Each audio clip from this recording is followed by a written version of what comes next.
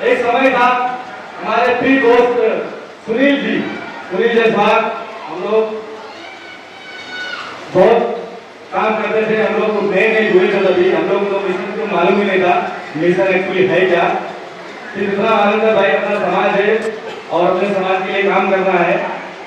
हम लोग को बहुत खुशी हुआ, रात दिन काम किया हम लोग। एक आपको बता रहा हूँ, सच्ची घटना बता रहा हूँ। हम लोग काम करते करते समाज का ना 12 बजे 1 बजे तक रात को भी काम करते थे। एक समय ऐसा आया, सुनील भाई का जॉब छूट गया। वो एयरपोर्ट में अध्यक्ष थे यूनियन के, वो भी छूट गया। तो बहुत सारी और मेरी भी नौकरी मैंने भी छोड़ दिया था। बहुत सारे लोग मिशन में ऐसा मतलब पागल हो गए तुम लोग कि काम धंधा भी छोड़ दिए थे। एक समय ऐसा हुआ, हम लोग यही अंधेरी में मिले थे और एक भाई कहा जाना था, कुछ प्रॉब्लम हो गया था। तो हम लोग का पैसा नहीं था जाने का, जेब में ना सुनील भाई पैसा था ना मेरे जेब में पैसा था। हम लोग बोले यार अभी तो जाना भी है और अभी कैसा करें। अब किसी को मांग भी नहीं सकते समाज में, अगर समाज में किसी को मांगो भी तो वो क्या है, मदद तो छोड़ो, मदद तो कर देगा लेकिन वो 100 लोगों में ऐसा अवेयरनेस फैला देगा कि वो सारा 100 का मांगना भी बहुत बड़ा गुनाह हो जाएगा। धन्यवाद संचालक महोदय जी।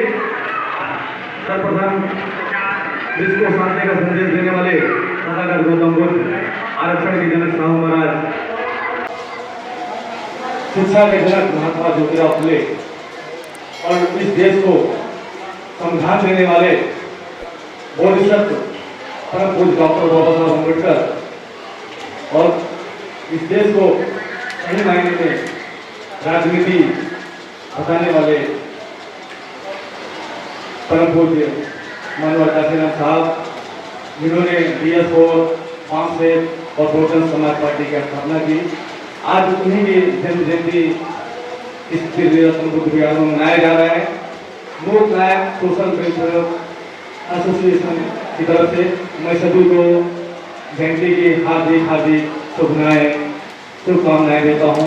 सभी को जय हिंद, नमो बुद्धाय। साथियों, काशीराम साहब जी कहते थे कि स्वाभिमानी लोग ही संघर्ष की परिभाषा समझते हैं। जिनका स्वाभिमान मर चुका है वो मरे हुए जानवर से भी बेकार है, क्योंकि मरे हुए वो लोग भी नहीं है जो मरे हुए वो लोग भी हैं जो अपने हक और अधिकार की आवाज नहीं उठाते। आज अगर किसी भाइयों को बोला जाए कि भाई कार्यक्रम है आ जाना, 10 दिन पहले या 1 महीने पहले से भी उनके पास एक ही जवाब होता है, भाई साहब हमारे पास टाइम नहीं है। यही जवाब सुनने को मिलता है। और आप लोगों को एक बात बताता हूं, स्वाभिमानी शब्द का अर्थ बताता हूं। कहने को तो सभी लोग कह देते बड़े आसानी से, लेकिन उस शब्द का वजन कितना है ये कभी आपने गहराई में समझा नहीं। बाबा साहब पढ़े लिखे थे, इसके लिए लोग डरते थे, ऐसा नहीं।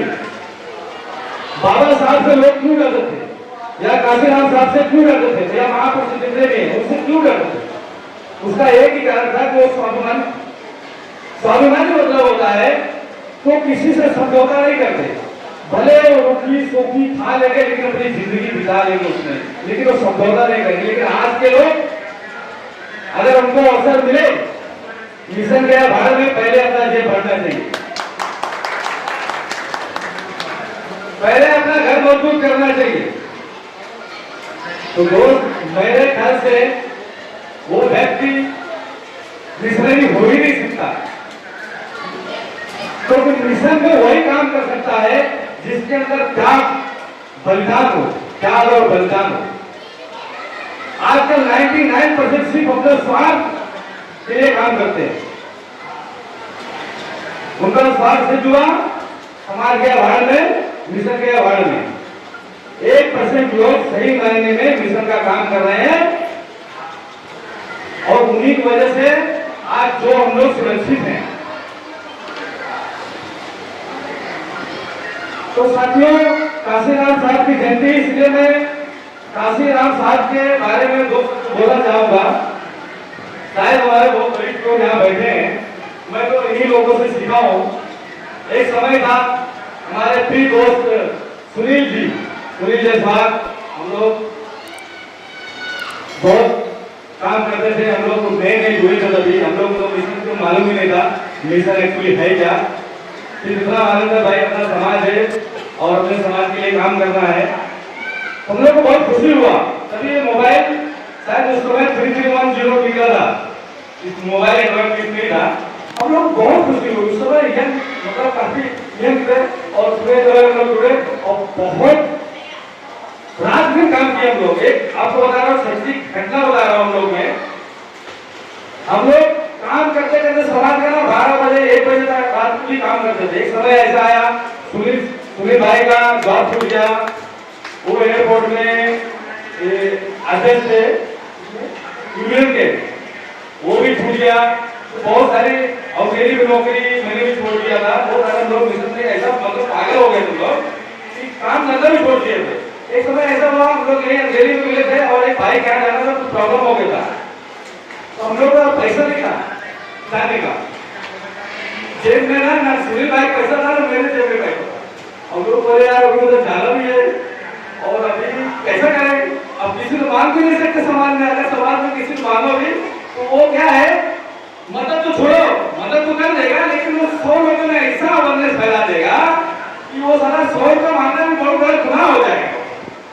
तो हम लोगों ने एक समझौता किया, भाई 8 घंटे काम करो, उसके बाद मिशन का काम करो या तो कोई संडे को काम करो।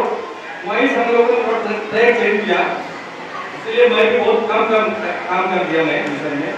मैं तो रात दिन हम लोग काम करते आज। और आपको एक चीज और बता दूं, काशीराम साहब ने बहुजन समाज पार्टी बनाई।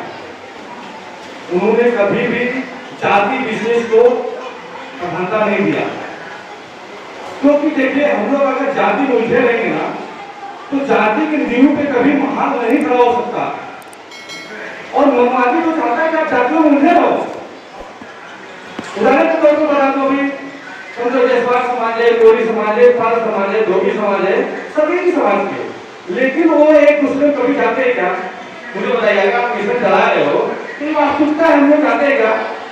और सुनो, हम लोग एक दूसरे के साथ रोटी बेटी का भी रिश्ता नहीं करते हैं क्या? तो कैसे आपकी तो आपकी लड़ाई राष्ट्रीय लेवल की लड़ाई है, कभी छुट्टी लड़ाई नहीं तो आप आसानी से जीत लोगे। इसको जीतने के लिए ना आपको बहुजन समाज का निर्माण करना पड़ेगा। और अगर हम लोग उसको बोलते हैं तो मनवादी है, तो मनवादी कहीं ना कहीं हम लोग भी है। मनवादी मतलब ब्राह्मण है उसके अंदर भी मनवाद है, ऐसा नहीं है। अगर हम लोग अपने भाई से ना जातिवाद कर रहे हैं, ये कोरी है, तो पासी है, तो धोबी है, तो वो भी मनवादी ही आदमी है। हम लोग रोटी बेटी का अगर रिश्ता नहीं कर रहे तो वो भी एक मनवादी ही है आदमी। तो भी अगर हम लोग रोटी बेटी का जब रिश्ता करेंगे ना तभी हमारे अंदर जातिवाद खत्म हो जाएगा और एक बहुजन समाज का निर्माण होगा। वो तो चाहते हैं, अभी देखो उदाहरण के तौर पर आपको बता रहा हूँ, अगर एक समाज खड़ा हो जाए, तो सारे विरोधी लोग बोलेंगे राजनीति करने चला है, कभी इसके दादा पर राजनीति किया है क्या? वो उसका मानसिकता इतना एक गिरा देंगे ना, वो बेटा हार जाएगा, उसको अपने विरोधी लोग वोट नहीं देंगे। ऐसे अहिर खड़ा हो गया तो उसको अहिर लोग भी ऐसा बोलेंगे। तो वो बोले अहिरों का नेता है, मनवादी लोग क्या बोलते हैं, चमारों का नेता है, दलितों का नेता है, ये यादवों का नेता है। और जब खुद खड़ा होता है क्या बोलता है, मैं हिंदू नेता हूँ। क्या बोलता है, मैं हिंदू नेता हूँ। और हिंदू के नाम आप भले मोदी के विरोध करो, लोगों के विरोध करो, लेकिन हिंदू नाम पे आप उसको वोट दे दो। ये बहुत बड़ी ताकत है हिंदू शब्द में। तो आप लोग यार कुछ ऐसा सोचो और सोचो जिससे अपना समाज है ना एक साथ छूट सके, एक दूसरे के संगठन में आ जा सके, रोटी बेटी का रिश्ता करो, तभी जाके बहुजन समाज का निर्माण होगा। मैं समझ ज़्यादा हो रहा है और भी होता है बोलने के लिए, तो मैं ज़्यादा कुछ ना बोलते हुए अपनी बाड़ी को यही विराम देता हूँ। जय हिंद, जय भारत, जय संविधान, जय लोकतंत्र।